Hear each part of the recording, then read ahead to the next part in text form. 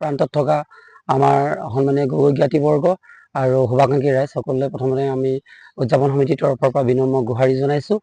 সমাগত ৩-৪-৫ যি আমাৰ বৰ্ণাঢ্য কাৰ্যসূচী আছে সকলোকে আদৰণি জনাইছোঁ। ইতিমধ্যে আটাইখিনি কথা আলোচিত হৈছে যে আমি কেনেধৰণে এই 3 দিনীয়া কাৰ্যসূচী আমি আগবাঢ়িম বা কেনেধৰণে আমি এই 3 দিনীয়া কাৰ্যসূচী আমি সফলভাৱে ৰূপায়ণ কৰিম, তাৰ বাবে এটা সঠিক পৰিকল্পনা লাগিব। আমি ইতিমধ্যে সাজু হৈছোঁ আৰু আপোনালোকে জানে যে গগৈসকলৰ বংশাৱলী পতাৰ বিভিন্ন ক্ষেত্ৰত জটিলতা আছে। ইতিমধ্যে আহোমৰ 22টা ফৈদে বংশাৱলী পাতি আহিছে পৌৰাণিক নীতি অনুসৰি। গতিকে গগৈসকল বিভিন্ন ফৈদ বা খেলৰ পৰা অহা, গতিকে আমি বংশাৱলী পাতিবলৈ কিছুমান জটিলতাৰ সন্মুখীন হৈছোঁ আৰু সেই অনুৰূপে আমি নামকৰণ ৰাখিছোঁ যে গগৈ সন্মিলন।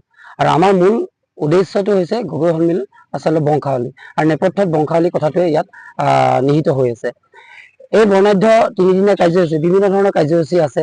ইতিমধ্যে আমাৰ বিপণীসকলে যোগাযোগ কৰিছে, তেখেতসকলে বিভিন্ন খাদ্য হওক, কাপোৰ হওক বা বিভিন্ন ধৰণৰ উপকৰণৰ প্ৰসাধন সামগ্ৰী হওক, গ্ৰন্থমেলা হওক, এই আটাইবিলাক বিপণীয়ে তেওঁলোকে যোগাযোগ কৰিছে। আমি আশাবাদী যে 100ৰো অধিক আমাৰ ইয়াত বিপণী আমাৰ ইয়াত স্থাপন কৰিব আমাৰ এই বৰ্ণাঢ্য কাৰ্যসূচীত। আৰু ইয়াৰ লগতে আমাৰ যি 3 দিনীয়া কাৰ্যসূচী আছে তাতে বিভিন্ন ধৰণৰ আমি সাংস্কৃতিক পৰিক্ৰমা আমি তাত সমাহাৰ ঘটাই এটা ধুনীয়া এটা সৰ্বাংগ সুন্দৰ এটা সাংস্কৃতিক পৰিস্থিতি আমি সৃষ্টি কৰিবলৈ প্ৰয়াস কৰিছোঁ। ইতিমধ্যে আমাৰ স্বনামধন্য শিল্পী আমাৰ সদানন্দ গগৈ, খগন গগৈ, লোহিত গগৈ, তেওঁলোকে গগৈ জ্ঞাতি হিচাপে আমাৰ ইয়াত তেওঁলোকৰ গীতসমূহ পৰিৱেশন কৰিব।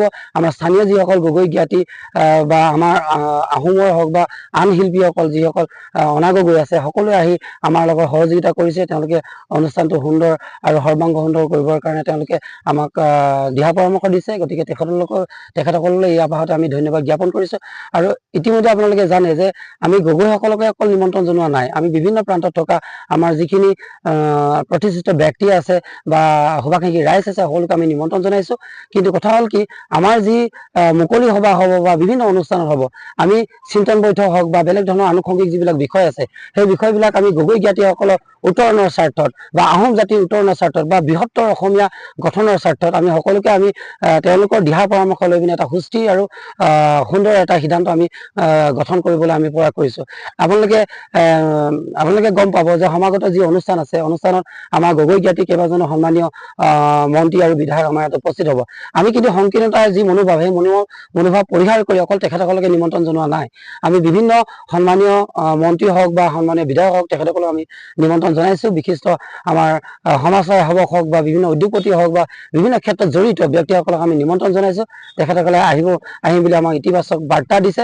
গতিকে এই বাৰ্তাটো যাব নালাগে যে আমি গগৈসকলে আমি একত্ৰিত হৈছোঁ, গগৈসকলৰ কথাই চিন্তা কৰিছোঁ।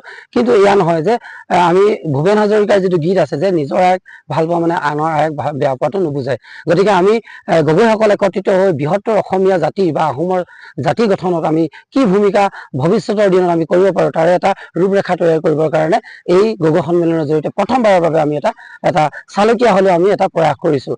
গতিকে এইখিনি আছিলে। আমি আপোনালোকক সকলোকে আমি বিনম্ৰভাৱে নিমন্ত্ৰণ জনাইছোঁ, অনুৰোধ জনাইছোঁ আপোনালোকে সহযোগ কৰক। ইতিমধ্যে ছ'চিয়েল মিডিয়া হওক বা অন্য মাধ্যমৰ জৰিয়তে বিভিন্ন ব্যক্তি বিশেষে আমাৰ লগত যোগাযোগ কৰিছে আৰু ইতিবাচক সহায় জনাইছে। সেইটো আমাৰ কাৰণে এটা আশাৰ বতৰা আৰু উদযাপন সমিতি আমি দুগুণ উৎসাহিত হৈছোঁ। এইখিনি কথাই কৈ মই মোৰ বক্তব্য সামৰণি মাৰিছোঁ। ধন্যবাদ। অসমৰ সকলো গগৈক ধৰ্ম আৰু ৰাজনীতিৰ ঊৰ্ধত থাকি আমি একেখন প্লেটফৰ্মত একত্ৰিত হ'বৰ কাৰণে আমি অহা 3-4-5 তাৰিখে চৰাইদেউ জিলাৰ পুৰণা সাপেখাতী বালিখিতে গাঁৱত আমি 3 দিনীয়া বৰ্ণাঢ্য কাৰ্যসূচীৰে আমি গগৈ সন্মিলনখনি উদযাপন কৰিব বিচাৰিছোঁ। আমি সংবাদ মাধ্যমৰ জৰিয়তে অসমৰ সমগ্ৰ গগৈসকলক আমি আহ্বান জনাইছোঁ যে আপোনালোক সকলোৱে আহক, আমাৰ এই সন্মিলনখনত যোগদান কৰক।